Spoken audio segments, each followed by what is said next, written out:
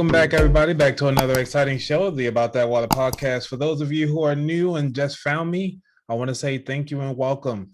I do try my best to talk about some of the history and some of the strategies, financial strategies, actually, and some of the financial futures on things to look out for and also things that could be affecting people right now. I mean, we are going through a lot. So, because I am coming up on my 1 year anniversary for starting this podcast will be the last Monday of this particular month.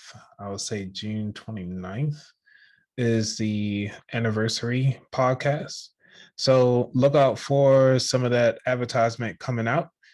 So hopefully you can be there and you actually might see some of your favorite guests who have been on this show before. All right. So this particular episode is about your credit. Credit's been a big thing right now. For those of you who are following me on Instagram, know that I just recently received my new credit card for the company.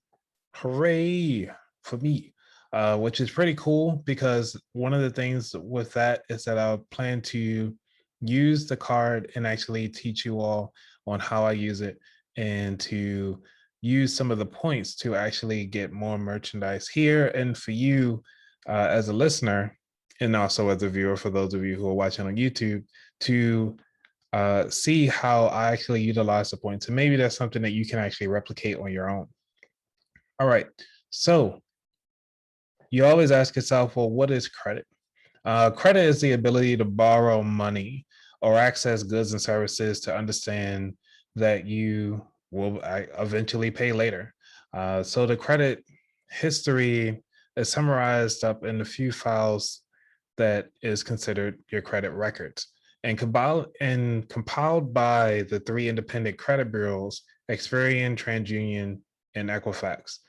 Now, these three credit bureaus are very important to know and actually familiarize yourself with because they actually hold the information of 150 million Americans, which is ridiculous amount of people that they have information on. So you want to make sure that your information is accurate in order to boost your credit and make sure that they have the right person. Even if they have the same name, it could actually throw off a lot of this stuff. But I'll talk about that a little later. So the information in your credit report includes the number of credit lines that you have, which is credit card accounts that you have available. You'll see how many loans that you have taken out or have actually paid off, whether or not your monthly payments are done on time, from your cell phone bill to your gas and electric, if you actually provide that information to them. And also, you might see some of the financial setbacks, such as your mortgage foreclosures, some of the repossessions that you have, or even in your bankruptcies. Now, some bankruptcies will stay on your account for 1 year, all the way up to about 7 years, the max that I've seen. So, but I do plan to have somebody come on the show to talk about that a little later.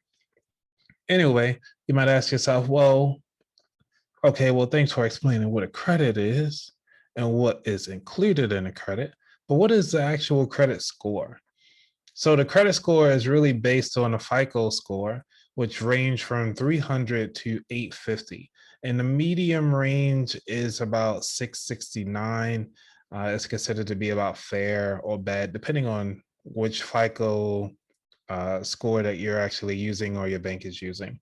There are about, I'll say at least I'll say maybe 8 to 12 different FICO scores out there, because FICO started back in like the 1985 or something like that. So it's new in comparison to a lot of these things. So keep in mind, all this credit stuff is actually is all new, and a lot of people are still learning it and still trying to master it. And keep in mind that these are private industries, so they're not even regulated by the government at all, to some degree. So FICO, well, what is FICO? What does FICO really mean? It is the Fair Isaac Corporation. And the Fair Isaac Corporation just provides a bunch of scores. It's just a little private company that collects data and aggregates it and send it to Equifax, TransUnion, and Experian. And if you haven't done so already, I would highly suggest that you create an account for each one of these so you can actually check your credit score on your own at your free time. Now, the ones that I mainly use the most is Equifax, myequifax.com and Experian.com. TransUnion, for some reason, doesn't have like a nice, lovely login that you can go in and just check your score periodically. All right, let's keep moving. So why do you need credit? Well, if you think about it, it really runs everything. It runs everything in the US. It's so important. It is as important as you actually going to go get an education. So when you go to school, you would think that this is something that they will teach you, but unfortunately they do not. So it is up to you to teach the next generation or teach an upper generation of the things that you've learned and come across, because these laws changes periodically on how they calculate your score. There was a recent update in 2020 where they FICO actually changed the way how they are capturing the scores. I think it's called the T2, the 10T now. All right. So, and another reason why you want to have, why do you want to use your credit in the sense to make your life a little better? You can use it so that you can have, sorry. The reason why you want to have good credit is because it helps out with things such as like your landlords, your insurance companies, your utility companies, your employers, especially the government employment. If you have horrible credit, it's going to be a hard time trying to get into the government. Even if you hang around a lot of people with bad credit, because you put them down for your references, and actually when the investigator comes out to check your references, they more than likely can actually check up on those people as well. They can see what type of people that you hang around with to get the type of caliber of folks, to get a full understanding of who you are. And also your credit is good to verify your identity. So the main reason why you're here, 5 ways to boost your credit score. Because if your credit score is horrible, you can't take advantage of all the cool stuff like traveling. And like I even did free traveling last year, back in February. I actually took a trip down to Universal Studios. The whole trip cost me maybe about $500 for me and my wife. And that was only because we spent money inside the park. Everything else was practically free. Like the hotel stay included a lot of the park passes for 5 days, and to come back with all the goodies that we did and having a great time while we were down there, I have to say it was pretty much priceless to utilize some of these points to get down there with the credit score. So, all right, 5 ways to boost your credit. I know I'm rambling off here. First thing you got to do is, for me, this is my these are my suggestions, because remember, this is for educational purposes only. As a suggestion would be to freeze your credit first. In order to freeze your credit, just Google freeze Experian, and then Google freeze TransUnion, then Google freeze Equifax. The reason why you want to freeze your credit is to stop the bleeding. You do not want anybody to pull your credit. You don't want anybody to open new credit in your name, especially this will help out with identity theft. The second thing is to obtain a copy of your credit report and slash dispute any wrong information. The reason why I kept this together as the second one is because when you see something wrong, you have to report it. Just plain and simple. The easiest thing you can do is you can just call up anybody, all 3 of them, and just say, hey, my address doesn't look right. Change it or delete the whole address. My phone number doesn't look right. My name isn't spelled right on this form. So they might have your last name spelled twice. They might have your last name, then first name in some of the areas. So see, some of these things you can actually take care of immediately. some of the things that you might see on your information that might take a little bit longer to clear up, that's where you're going to need a mailer and all that fun stuff. So I do have a book that I will reference at the end of this that will walk you through the full process and have templates. All right. So step number 3, know your credit report dates, credit due dates, and statement dates. These dates are all different.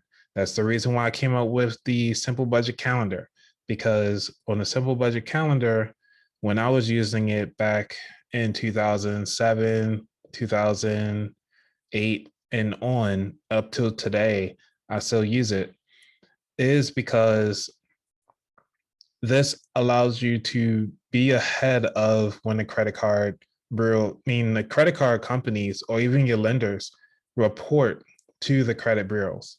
You can ask each credit lender, when do they report to the credit bureaus? And the credit bureaus themselves will tell you when they last updated or last received an update from your credit card company or your lender. And you can actually use that time date each month. So say if you got a credit card and you checked your credit report and notice, this credit reports on the 15th of each month, but your payment is due on the 25th, but your actual statement date is due on the 28th. So that doesn't make sense. So every time you go to pay, you have to wait almost a full month just for you to see that difference. If you know that it's due on the 15th, every time it reports, just pay off the whole card by the 15th and then, just kind of work your way through it before the next reporting date, because it would actually report what is on that statement. So if you pay it off by the 25th, so that next month by the 15th, when it reports, it will show $0. So that's one of the things, the reason why you want to understand where those dates come into play and how you can actually align your payment schedule with paying off your credit cards or your loans and make sure that your statements are accurate.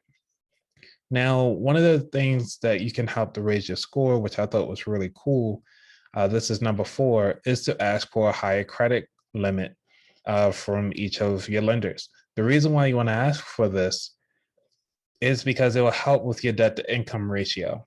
Usually, if you do not tell the credit bureaus, not the credit bureaus, if you do not tell your credit card companies that you do not want this credit increase and you want a credit decrease and stuff like that, they will not help you. If you do not freeze your credit before you start doing this stuff, your credit lenders will actually look at your prior credit history and say, oh, this person's delinquent on this. They might be delinquent on us. They can't afford us anymore. So we're going to lower the available balance. Not even the balance. They're going to lower your limit without you even noticing.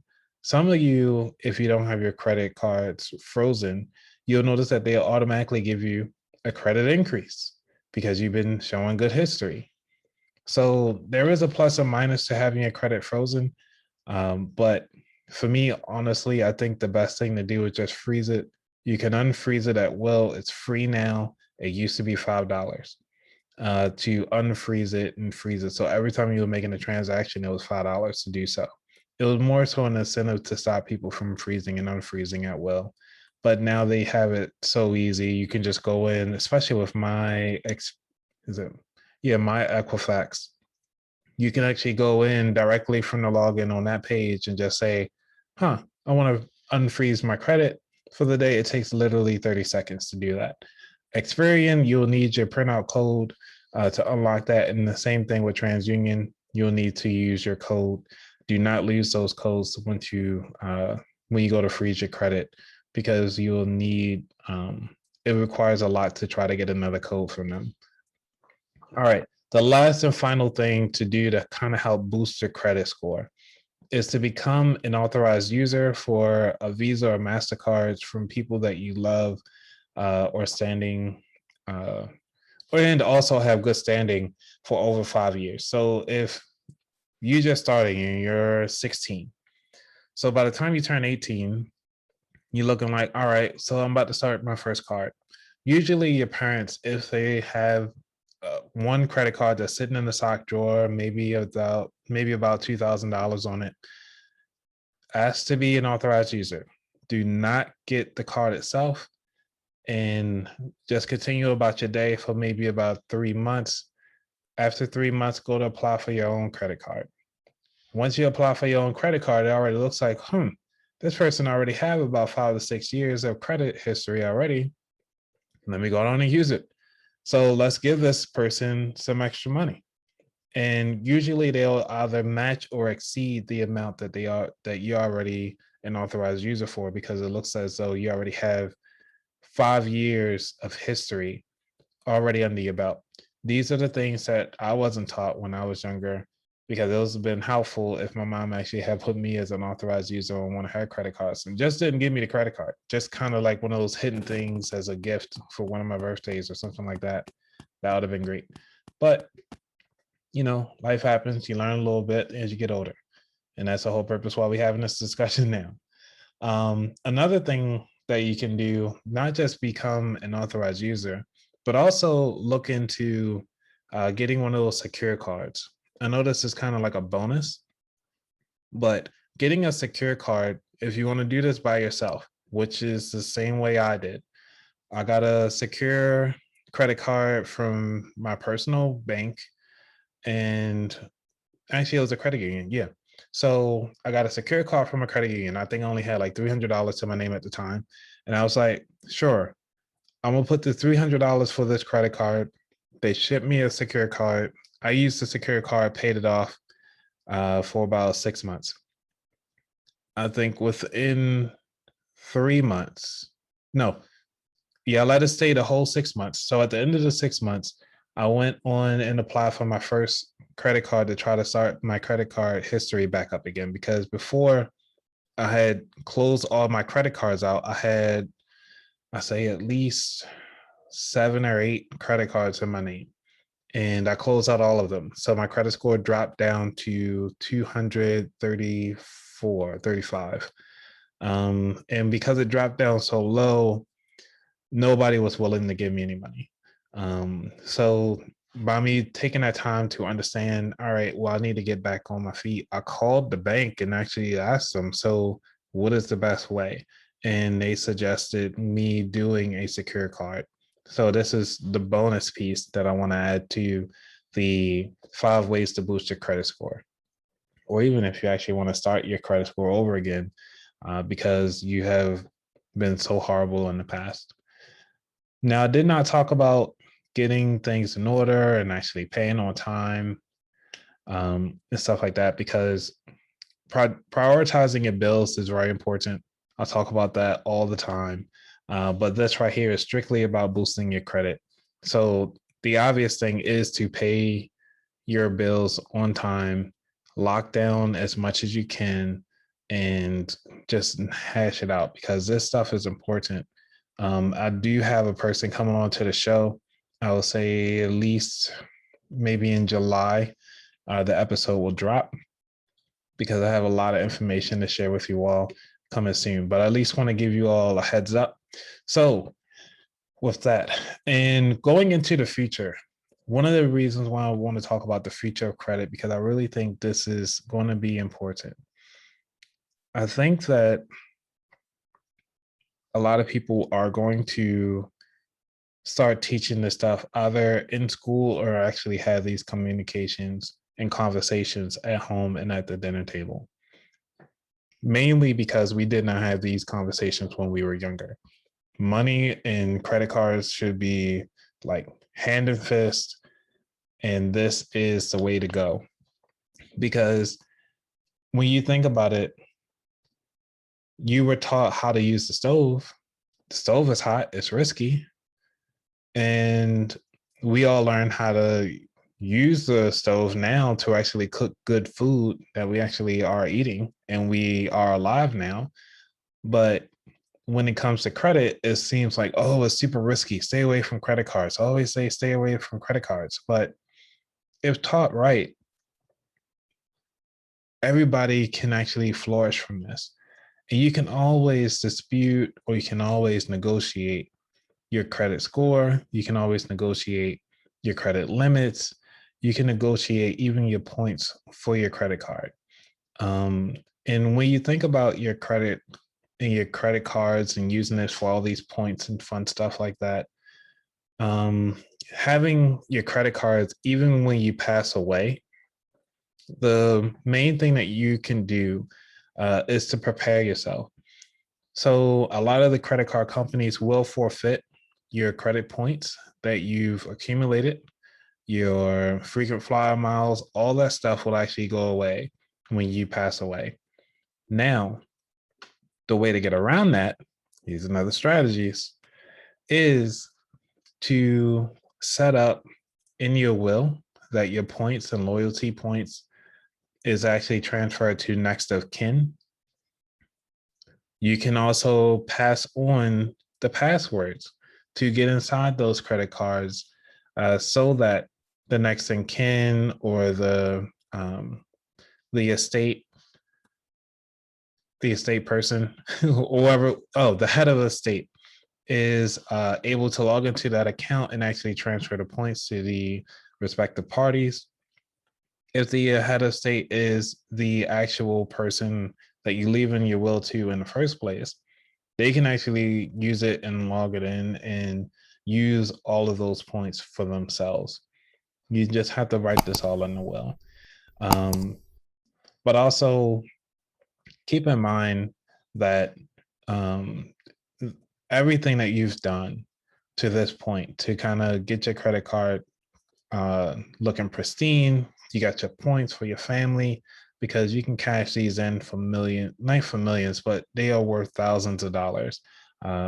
So find a way to actually make this thing so easy. I mean, because credit can become complicated, it can be simple. It just depends on how you look at it. All right, everybody. This is the About That Wallet, and I want to thank you for your time today. Hope you learned something. All right. Before I let go, again, I did mention a book that I really and highly recommend everybody take a read. It is the Fix Your Credit Workbook, a step-by-step guide to a lifetime of great credit by Todd Bierman and David Maston. The reason why I recommend this book is because it's a short read, but it's really a resource book. So it has all of the templates that you need to dispute your credit and provide some changes that you need. I've been going through this book back and forth, looking at some of the templates, validating the information that's in it, and all of it is true. So please, please, please, definitely pick that up. I will have a link to it in the show notes. All right, everybody, y'all take care. Be safe. I'm out. Peace.